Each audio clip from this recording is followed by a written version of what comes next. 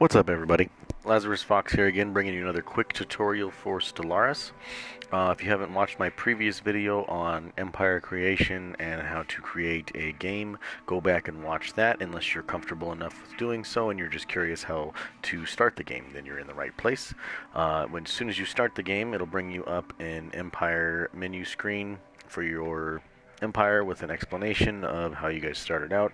This game has some pretty cool story modes. I recommend reading stuff if you have the time to. If not, no big deal. You don't really need to read most of it. A lot of it's just self-explanatory as long as you understand how to manage your Empire correctly.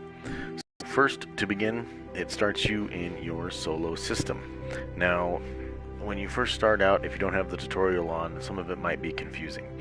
You have 4 types of screens that your D-pad can activate. You have your outliner on the right, you have your resource menu on the top, your Empire management tabs on the left, and your alert screen on the bottom. Your outliner on the right is going to have more stuff in it as you progress throughout the game. You'll have planets, your sectors. Sectors and planets are almost the same thing. It's just when you start expanding throughout the galaxy, you start to have sectors because each sector is only 3 systems from your home system. I prefer leaving it on planets for now. I usually close up sectors until I start to actually have sectors to worry about, and I'll go over sector management later. You have your shipyard screen, which you open up, and this is where you build your ships, your defenses, and upgrade your star bases once you unlock the technology to do so. You have your military fleets. This is where you activate your fleet. You command them from this screen, and if you have the system opened and surveyed, then you can send them to different systems to attack. You have your management screen for your fleets, and this is for almost any ship. There's always a management screen. It has different options. You can return the fleets to their main home base, upgrade fleets once your research gets far enough, repair them if they've been in battle and they're not near a station. It'll just fly them back to the closest spaceport for repairs. You have your reinforced fleet, your patrol that just makes it so that it'll fly between certain systems if you're having problems with pirates and stuff later on in the game. Initiate jump. This is something you can unlock later once you get certain jump drives. I don't know if you can use that right off the bat. I don't think you can. You need experimental subspace navigation, I believe, to use that one. Take point. This just sets it so this fleet's always going to be in the front. If you have multiple fleets, they're going to be the ones that are heading in first. Recruit leader. I don't recommend doing this right away. We'll get into leaders and stuff later, and then you can actually set them to your fleets through there. Your fleet stance, passive or aggressive. Passive will make sure that they don't move toward hostile targets. They'll actually try to evade. Evasive is on your science and construction ships, so they'll always evade. Aggressive means they'll attack anything that comes within their range. Orbital bombardment makes it so when you're at war with other civilizations, you can bomb their specific planets, getting rid of their defensive armies, so when your armies arrive, they can have an easier time taking over the planet. Most times it's set to selective, so that way it doesn't do quite as much damage. You can set it to indiscriminate, and I believe there's another option you can get through certain empires or possibly research that allows you to completely decimate. I'm not sure of the word for it, but then your home base, you can select your bases for your shipyards once you start to expand and you start to have more star bases. Merging fleets. When you have more than one fleet on the right, you would push on your right to the D-pad. You would push square and then select another fleet. We don't really have another fleet to merge with this, so we can't do that, but then that's when you would open it up and select merge, and those fleets would come together. Same thing for transfer ships. You can select ships from any given fleet that you have. Say I want to separate it, confirm it. Now those are 2 separate fleets. Now we want to merge them back together. So we went right on the D-pad, square, square, X, and merge. And if you're playing this for Xbox, I believe that would be XXA and merge. Let's see. You can just split the fleet on its own. It'll automatically split it into 2 different fleets of usually equal size, unless of course it can't do so. So once again, merge them back together. Fleets have a multitude of actions. I don't ever recommend disbanding unless something's really wrong with something in the game. The only thing you ever really disband is probably construction ships and science ships later in the game once you have too many and once the galaxy's fully explored. Here it'll tell you what's in that given fleet, and you can rename the ship and the fleet itself. Over here you have your civilian ships, your construction ship. This is the ship you send to different areas to build either mining stations, research stations, or coming and building star bases once the next nearby system has been surveyed. You have your science ship. This is the ship that you'll send to different systems to survey. This one always has to have a leader. If it doesn't have a leader, it won't be able to survey or do any research projects. That's your right side outliner. You have your left side Empire Management tabs. So we'll look at Government. This just gives you a basic layout of your government, lets you read everything that you chose in your empire screen, or if you chose a random empire, it lets you come in here and see, okay, what did I pick? What's this game giving me? Demographics lets you know how many of each species are across your given worlds, what your traits are, the pop effects that are currently active. This is where you can choose your empire voice and choose what it sounds like. We will have equality, liberty, and justice for all. Or so I've been told. I recommend. recommend, Just a robot. let's see, the soldier one's good, the technocrat's fun, machine intelligence and hive mind are fun. Honestly, just listen to them. If you like it, pick it. That one's really purely cosmetic. Contacts. This screen will start to fill up later on in the game once you have other contacts throughout the galaxy, such as trading empires and other just base empires, or even player empires if you're playing multiplayer, and that's where you can contact them, activate trade deals. You can't start communications with yourself, so we can't go further into depth there. Situation log, this is where you'll have entries for missions. So sometimes you'll find things throughout the game that it gives it a mission, and you'll either have to have a science ship in orbit, a construction ship in orbit, or you just have to spend certain research to be able to complete that special project. Anomalies, this lets you see a list of anomalies once your science ship begins to survey and find anomalies, so if you've missed any, you'll be able to go back and see. Victory, this tells you who's currently in the lead of the given known empire. So when you start out, you obviously only know your empire exists. Your species doesn't even know there's other intelligent life out there yet. So then we go into technology. This is an important part of the game because you select your researches throughout the game. It'll give you a multitude of options from each one, and I will go over which ones to select after I show you the notifications tab at the bottom. The market is a really cool addition. They did not used to have this in a previous version. This makes it so you can sell any of your given resources from the beginning of the game to whenever, and the rates change based on trade, based on different things, different empires, but you can also set automatic trades. So later in the late game, a lot of times you'll be having excess food or excess minerals, just too much. You're getting to like the plus 300s, 400s, 500s. I have a game I'm selling 1800 food a month, and this just makes it so you can transfer any given mineral into energy, and then you can actually buy any given material for that energy, or you can just leave it and sell it and stock your energy. That's up to you. You don't really want to mess with this too early in the game. One of the things I do at the very beginning of the game, which me and one of my buddies argue about, is I actually sell all my food so I can hire another science officer. We'll go over that as we start the game here in a minute though. So then we have our cosmography tab. Once you start to expand, you'll start to get more sectors. This is just where you can go into each one of those sectors, see how many planets are in that sector. You can set the sector to actually manage itself, because when you are over here and open your planets, which we'll go over in a minute, you can actually build these things yourself, which I recommend doing at the start of the game, or you can have the cosmography tab set to focus, and you deposit energy or minerals, doesn't matter which one, and it'll actually build based on that focus. But right now we're not going to have a focus because it's early in the game. The expansion planner is the area that shows you where any habitable planets are, or planets that have been surveyed that are nearby and their percentage of habitability. That'll start to populate as we play the game further. Then you have your Society tab. This is your Tradition screen.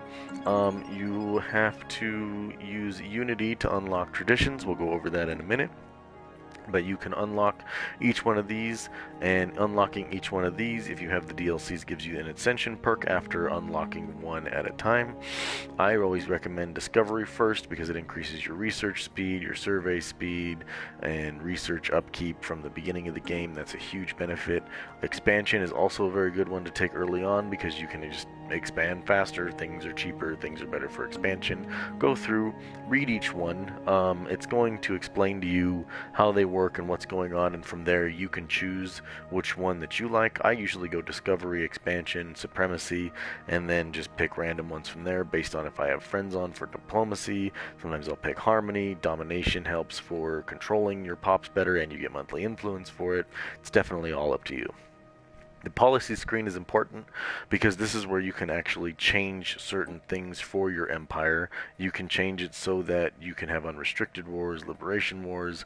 We're fanatic militarists, so I can't have it set to specific defensive wars, but there's a lot of different things in this screen. So go through each one of these. If you don't like something that's going on in your empire, this will probably be the place that you can change that.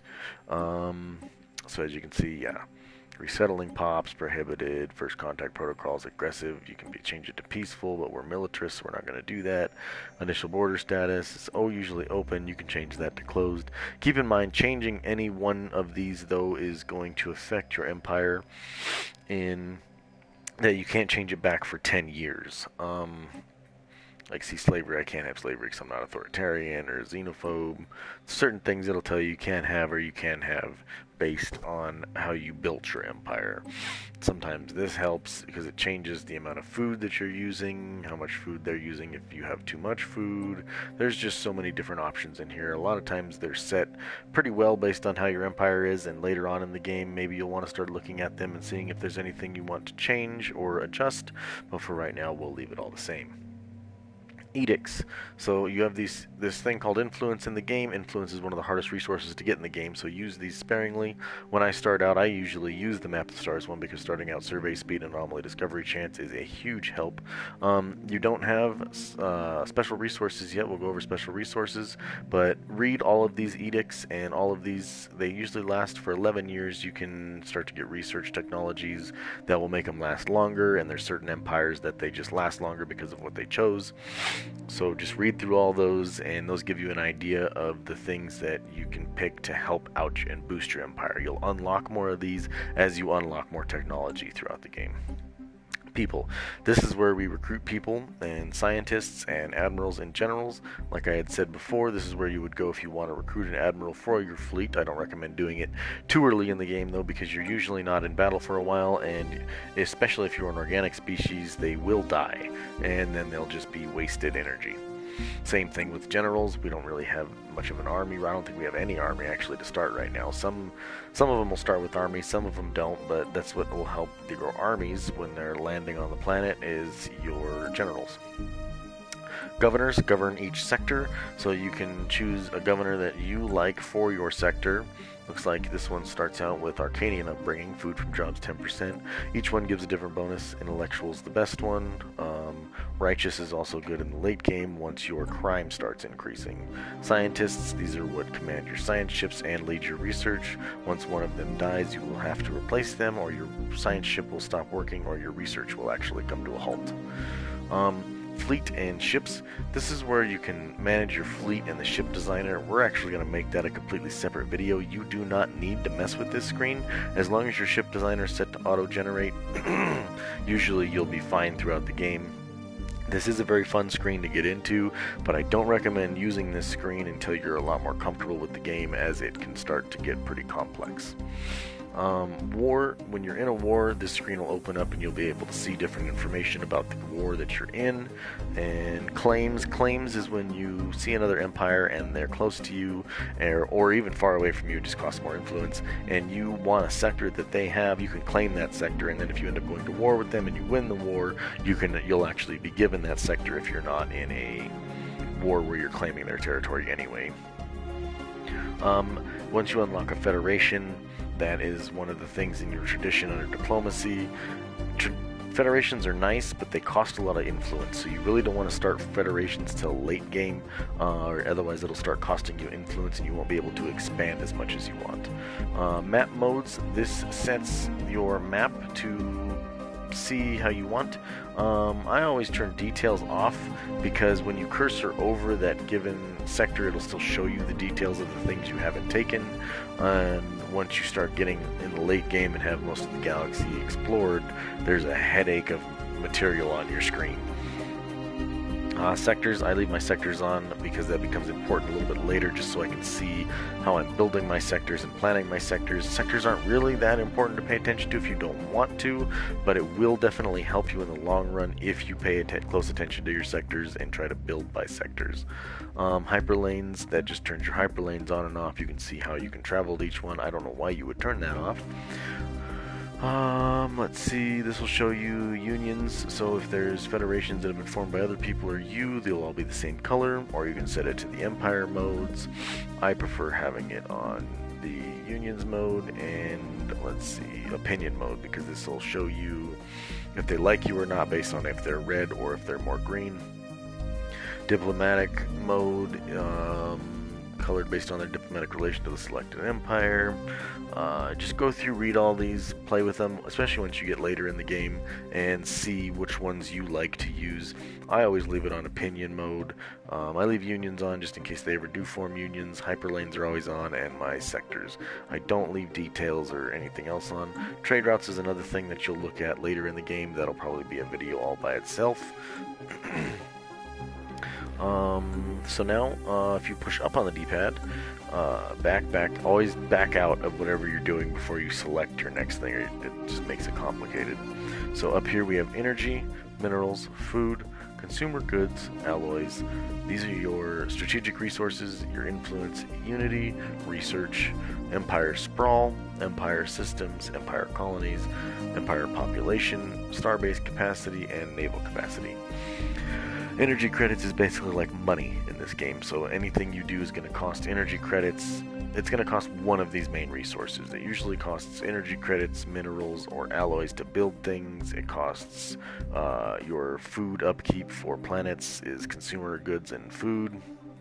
And your special resources you'll start to unlock as you unlock the technologies and start to find them throughout the galaxy and have the technologies in order to farm those resources. Influence is something that you gain through either a few technologies, through factions, or through creating rivals and things in this game. If you run into an empire you don't like, immediately just make them your rival, and you'll start gaining more influence. Influence is used to expand, and influence is the hardest resource to gain in this game. All these other resources are pretty self-explanatory. Go through, just read it. It'll tell you at the bottom what each one does, and you can even open the market from this screen if you're in a certain part of the game that, hey, I need to sell this and buy some of this. Each one gives you a pretty well description, and as you get further in the game, you'll unlock research technologies that will increase your flow of all these resources, especially the special resources. These start to help late game with advanced research centers and advanced weaponry and stuff like that. Unity is how we unlock those traditions. Unity is usually gained by a certain percentage of your planet. The certain technologies and buildings on your planets allow you to increase your unity. And like I said, just go through, read it. It tells you, see it even tells you right there, Autotron Monument or other Unity buildings. Unlock specific tradition, grants Unity. Research, this is how much research you're netting for each one of those researches that we looked at earlier. Your physics, society, and engineering. Empire Sprawl. We've kind of argued about Empire Sprawl. It seems nil to none as you're playing the game. I've been testing it with a few of my other games, and it does seem to help a little if you keep your empire under your Empire Sprawl. You can see your administrative capacity when you start out as 30. Some of those are greater depending on your empire. Empire sprawl just means how big your empire is and how much your administration can actually control that empire. So you don't really want to build too much past your administrative capacity. You'll start to get some negatives if you do, but like I said, we've played this game a few times and we've always exceeded our empire sprawl 9 times to 10, and it really hasn't made that much of a difference. Empire system, self-explanatory, just tells you how many systems you have, how many colonies you have, how much population you're currently sitting at total. Starbase capacity lets you build star bases as you start to survey systems and expand, and that's how you start to upgrade your star bases. A base star base doesn't cost toward this capacity, so you can just build as many as you want. And this is just counting toward upgraded star bases. That's where it kind of gets confusing, because upgrades are actually called star ports. I don't know why they don't just call this a star port capacity. All the star bases don't count toward this unless you've actually upgraded. Naval capacity is how much you can have in your total fleet starting out. This one's a little bit higher because they're fanatic militarists. You start to increase this with technology, and you also start to increase your command limit usage. If you look there, it shows you command limit of only 20. You can start to get this. I think I've had it up to 240 before.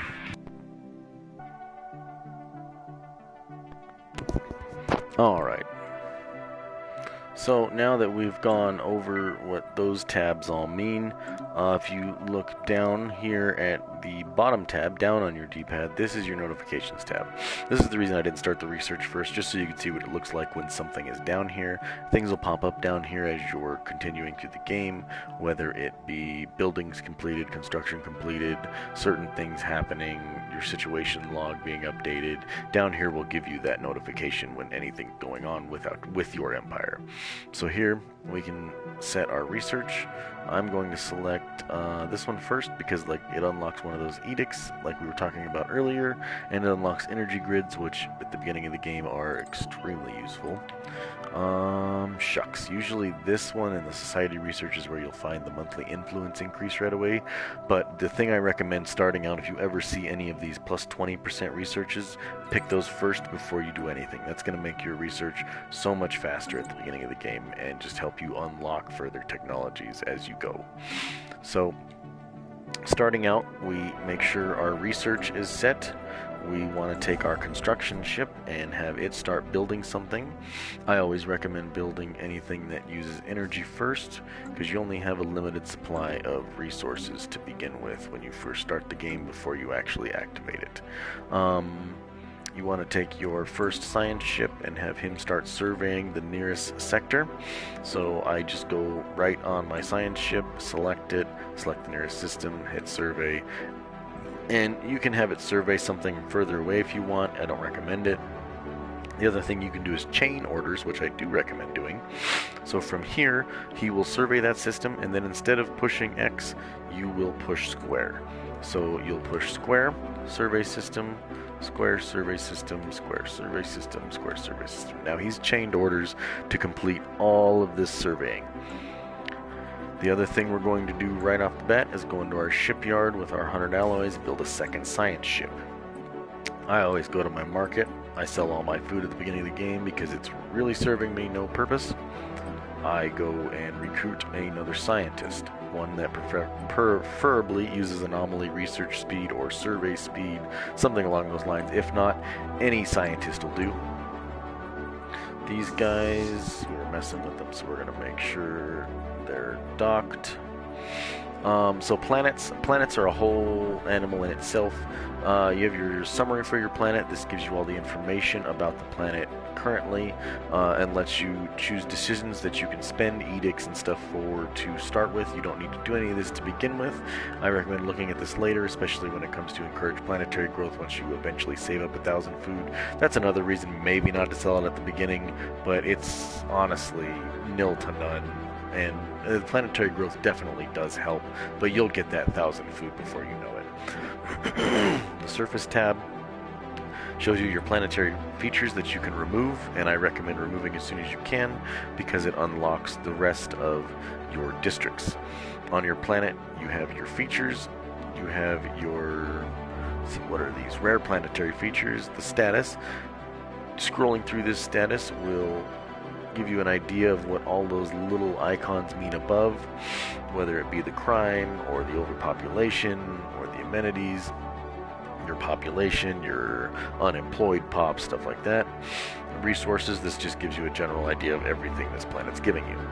Now this tab is where you can spend money, or I'm sorry, minerals. You'll spend minerals to build buildings or districts. Districts, you can read what each one does. These help your planet as you're expanding and help you if you're in a deficit from just expanding throughout the normal galaxy. Each one of your planets that you populate as they start to grow, you can help increase, just whether it be the housing for the planet itself and helps with trade value and amenities, or energy or minerals from planets, or food from planets. And then this one down here lets you build separate buildings. Go through, read what each one of these does, try to pick what you like based on what your resources look like, what the planet's deficit may be. Always try to keep your planet's deficits up or nil, so that way whenever your planet's producing things, it's not ever in a deficit, not ever causing you to have a deficit. The main things I believe a planet should have when I start a new colony is a civilian industry, a commercial zone, and sometimes an autotron monument, and always a research lab. This just ensures that your research is constantly going up as you expand too. You don't want that to become stagnant and it take you forever. I had one of my friends play this and he was never able to get past unlocking cruisers because he never actually increased his research limit. Go through, read all those, you can see what each one does. Try to keep in mind that each one has a usage. So like for these guys, alloys cost minerals, so you want to make sure your minerals are high enough before building another one. Eventually you can get things that will upgrade these buildings and they'll cost more minerals, or one of those strategic resources we talked about. This one uses your consumer goods and builds the unity and one of the researches. So just keep in mind each one's going to use an upkeep of energy and each one's going to use a base upkeep of some other mineral. So make sure each of those are good before just building one or doing what you want.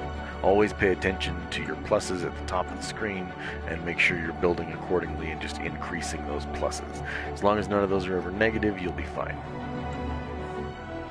So we're starting out. We have our construction ship set, another science ship being built, science ship starting to survey, and like I said, I like to go into my edicts and map the stars, so that way I am going to be able to expand at a much faster rate. It's only for 11 years. Other people will argue it's better to save your influence and expand immediately right away, but I find it kind of balances out because you're able to survey so much faster that you have more freedom as to where you're expanding. So from here, you will push the triangle button. I usually hold it down until it's at full speed, and we let our system roll. Thanks for watching this video. If you like this video, like and subscribe. The next video will be starting out an empire and planning your expansion and how to grow.